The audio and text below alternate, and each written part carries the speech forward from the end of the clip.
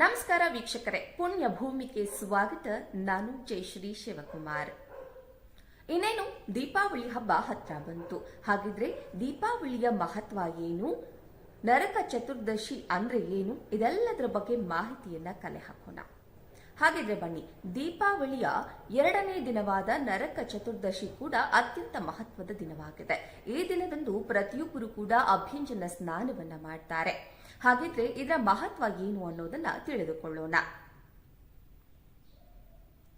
ಭಾಗವತ ಪುರಾಣದ ಪ್ರಕಾರ ಶ್ರೀಕೃಷ್ಣ ಪರಮಾತ್ಮ ಹಾಗೇನೆ ಸತ್ಯಭಾಮ ಇಬ್ಬರೂ ಸೇರ್ಕೊಂಡು ಒಬ್ಬ ದೈತ್ಯ ರಾಕ್ಷಸ ಆತ ಭೂಮಿ ಮೇಲೆ ಆಳ್ವಿಕೆಯಲ್ಲಿ ಇರುವಾಗ ಸಾಕಷ್ಟು ಜನರಿಗೆ ತೊಂದರೆಯನ್ನ ಕೊಡ್ತಾ ಇದ್ದ. ಭೂಮಿ ಮೇಲೆ ಮಾನವರಿಗೆ ಬದುಕುವುದೇ ಕಷ್ಟಕರವಾಗಿತ್ತು.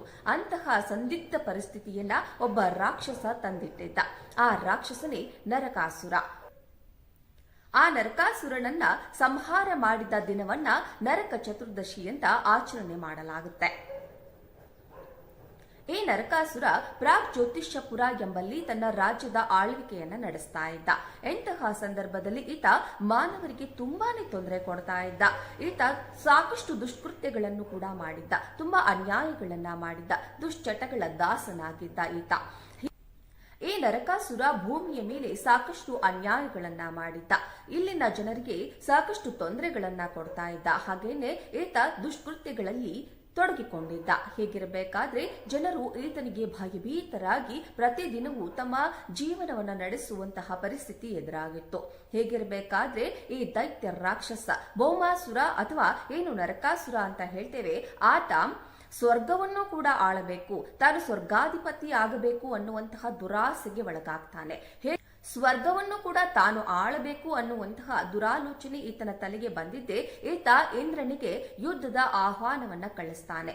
ಇದರಿಂದ ಗೊಂದಲಕ್ಕೆ ಒಳಗಾದ ಇಂದ್ರ ಶ್ರೀಕೃಷ್ಣ ಪರಮಾತ್ಮನಲ್ಲಿಗೆ ತೆರಳುತ್ತಾನೆ. ಹೇಗೆ ನರಕಾಸುರನೆಂಬ ರಾಕ್ಷಸ ತಮಗೆ ಯಾವ ರೀತಿಯಾಗಿ ತೊಂದರೆ ಕೊಡ್ತಾ ಇದ್ದಾನೆ, ದೇವತೆಗಳನ್ನೂ ಬಿಡದೆ ಹೇಗೆ ಆತ ಎಲ್ಲರನ್ನೂ ತೊಂದರೆ ಕೊಡ್ತಾ ಇದ್ದಾನೆ ಅನ್ನೋದನ್ನ ಇಂದ್ರ ಶ್ರೀಕೃಷ್ಣ ಪರಮಾತ್ಮನಿಗೆ ತಿಳಿಸ್ತಾನೆ. ಇದನ್ನ ತಿಳಿದಂತಹ ಶ್ರೀಕೃಷ್ಣ ಪರಮಾತ್ಮ ಸತ್ಯಭಾಮಿಯನ್ನ ಕರೆದುಕೊಂಡು ಬಂದು ನರಕಾಸುರನನ್ನ ಸಂಹಾರ ಮಾಡ್ತಾರೆ. ಅಷ್ಟೇ ಅಲ್ಲದೆ ಈ ದುಷ್ಟ ರಾಕ್ಷಸ ಏನ್ ಮಾಡ್ತಿರ್ತಾನೆ ಗೊತ್ತಾ, ಅಲ್ಲಿರುವಂತಹ ಸುತ್ತಮುತ್ತ ರಾಜ್ಯದಲ್ಲಿರುವಂತಹ ರಾಜ್ಯದ ರಾಜಕನ್ಯೆಯರನ್ನ ಹಿಡಿದುಕೊಂಡು ಬಂದು ಈತ ಸೆರೆಯಲ್ಲಿ ಹಿಡ್ಕೊಂಡಿರ್ತಾನೆ. 16,000 ರಾಜಕನ್ಯೆಯರನ್ನ ಈತ ಸೆರೆಯಲ್ಲಿ ಇರಿಸಿರ್ತಾನೆ. ಇದರಿಂದ ಬಂಧನ ಮುಕ್ತಿಗಾಗಿ ಆ ರಾಜಕನ್ಯೆಯರು ಶ್ರೀಕೃಷ್ಣ ಪರಮಾತ್ಮನಲ್ಲಿಯೇ ಮೊರೆ ಹೋಗಿರ್ತಾರೆ. ಹೇಗಿರಬೇಕಾದ್ರೆ ಶ್ರೀಕೃಷ್ಣ ಪರಮಾತ್ಮ ಆತನನ್ನ ವಧೆ ಮಾಡೋದು ಅನಿವಾರ್ಯವಾಗಿರುತ್ತೆ. ಆಗ ನರಕಾಸುರ ಈ 16,000 ರಾಜಕನ್ಯೆಯರನ್ನ ತಾನು ಮದುವೆಯಾಗಬೇಕು ಅನ್ನುವಂತಹ ದುರಾಲೋಚನೆಯನ್ನ ಕೂಡ ಇಟ್ಟುಕೊಂಡಿರ್ತಾನೆ. ಹೇಗಿರಬೇಕಾದ್ರೆ ಶ್ರೀಕೃಷ್ಣ ಪರಮಾತ್ಮ ಸತ್ಯಭಾಮೆಯೊಟ್ಟಿಗೆ ಸೇರಿಕೊಂಡು ಈತನ ಸಂಹಾರವನ್ನ ಮಾಡ್ತಾರೆ. ಈ ನರಕಾಸುರ ಬೇರೆ ಯಾರೂ ಅಲ್ಲ, ಈತ ಭೂದೇವಿಯ ಮಗ ಆಗಿರ್ತಾನೆ. ಹೀಗಿರಬೇಕಾದ್ರೆ ಮಗನನ್ನ ಕಳೆದುಕೊಂಡು ಭೂದೇವಿ ತುಂಬಾ ದುಃಖಮಯವಾಗಿ ಬಿಡ್ತಾರೆ. ಹೀಗಿರ್ಬೇಕಾದ್ರೆ ಶ್ರೀಕೃಷ್ಣ ಪರಮಾತ್ಮನಲ್ಲಿಗೆ ತೆರಳಿದಂತಹ ಭೂದೇವಿ ಕೇಳ್ತಾಳೆ, ನನ್ನ ಮಗ ನರಕಾಸುರನ ಸಾವಿನ ಈ ದಿನ ಕೂಡ ಆಚರಣೆಗೆ ಬರಬೇಕು. ಹೀಗ ಶ್ರೀಕೃಷ್ಣ ಪರಮಾತ್ಮ ನರಕಾಸುರನನ್ನ ಸಂಹಾರ ಮಾಡಿದ ದಿನದಂದು ಮರುದಿನ ಬೆಳಗ್ಗೆ ಬಂದು ಆತ ಅಭ್ಯಂಜನ ಸ್ನಾನವನ್ನ ಮಾಡ್ತಾನೆ. ಅಂದ್ರೆ ಎಣ್ಣೆ ನೀರಿನ ಸ್ನಾನವನ್ನ ಶ್ರೀಕೃಷ್ಣ ಪರಮಾತ್ಮ ಕೂಡ ಮಾಡ್ತಾನೆ. ಆಗಿನಿಂದಲೂ ಇದನ್ನ ನರಕ ಚತುರ್ದಶಿ ಅಂತ ಆಚರಣೆ ಮಾಡಲಾಗ್ತಾ ಇದೆ. ಅಂದಿನ ದಿನದಂದು ಪ್ರತಿಯೊಬ್ಬರೂ ಕೂಡ ಚಿಕ್ಕ ಮಕ್ಕಳಿಂದ ಹಿಡಿದು ದೊಡ್ಡವರವರೆಗೂ ಎಲ್ಲರೂ ಕೂಡ ಅಭ್ಯಂಜನ ಸ್ನಾನವನ್ನ ಮಾಡ್ತಾರೆ. ಶ್ರೀಕೃಷ್ಣ ಪರಮಾತ್ಮ ಆಶ್ವೀಜ ಮಾಸದ ಕೃಷ್ಣ ಪಕ್ಷದ 14ನೇ ದಿನದಂದು ಈ ನರಕಾಸುರನನ್ನ ಸಂಹಾರ ಮಾಡಿರ್ತಾರೆ. ಆ ದಿನದಂದೇ ಎಲ್ಲರೂ ಕೂಡ ನರಕ ಚತುರ್ದಶಿಯನ್ನ ಆಚರಣೆ ಮಾಡ್ತಾರೆ. ಎಲ್ಲರೂ ಕೂಡ ಅಭ್ಯಂಜನ ಸ್ನಾನವನ್ನು ಕೂಡ ಮಾಡ್ತಾರೆ. ನರಕ ಅಂದ್ರೆ ಅಜ್ಞಾನ, ಚತುರ್ದಶಿ ಅಂದ್ರೆ ಬೆಳಕು. ಅಜ್ಞಾನದಿಂದ ಬೆಳಕಿನೆಡೆಗೆ ಅಂದ್ರೆ ಅಜ್ಞಾನದಿಂದ ಸುಜ್ಞಾನದ ಕಡೆಗೆ ನಮ್ಮ ಮಾರ್ಗ ಸಾಗಬೇಕು ಅನ್ನೋದೇ ಈ ಆಚರಣೆಯ ಮಹತ್ವವಾಗಿದೆ. ಅಂದು ಅಜ್ಞಾನದಿಂದ ನರಕಾಸುರ ಸಾಕಷ್ಟು ಅಚಾತುರ್ಯಗಳನ್ನ ಎಸಗಿದ್ದ.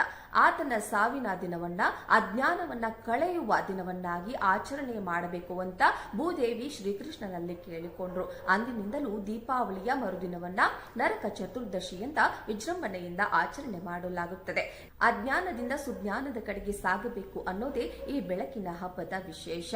ಅದೇ ರೀತಿಯಾಗಿ ಆ 16,000 ರಾಜಕನ್ಯೆಯರು ಕೃಷ್ಣನಿಗೆ ಬೆಳಕಿನ ಆರತಿ ಅಂದ್ರೆ ದೀಪದ ಆರತಿಯನ್ನ ಮಾಡಿ ಸಂಭ್ರಮ ಪಡ್ತಾರೆ. ತಮ್ಮನ್ನ ರಕ್ಷಿಸಿದ್ದಕ್ಕಾಗಿ ಅವರು ಕೃತಜ್ಞತೆಗಳನ್ನ ಸಲ್ಲಿಸ್ತಾರೆ. ಹಾಗೇನೆ ದೀಪಗಳನ್ನ ಬೆಳಗೋದು ಕೂಡ ಅಂದಿನಿಂದಲೇ ಪ್ರತೀತಿಯಲ್ಲಿದೆ. ದೀಪಗಳನ್ನ ಬೆಳಗೋದು, ಪಟಾಕಿ ಹೊಡೆಯೋದು ಇದೆಲ್ಲವೂ ಕೂಡ ದೀಪಾವಳಿಯ ಸಂಭ್ರಮವಾಗಿದೆ.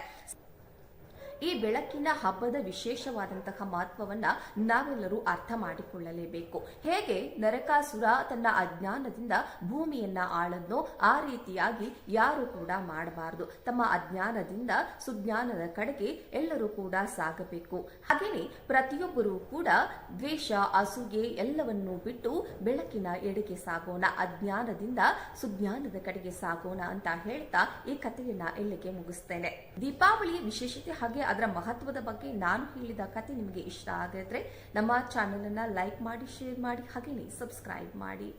ಧನ್ಯವಾದಗಳು.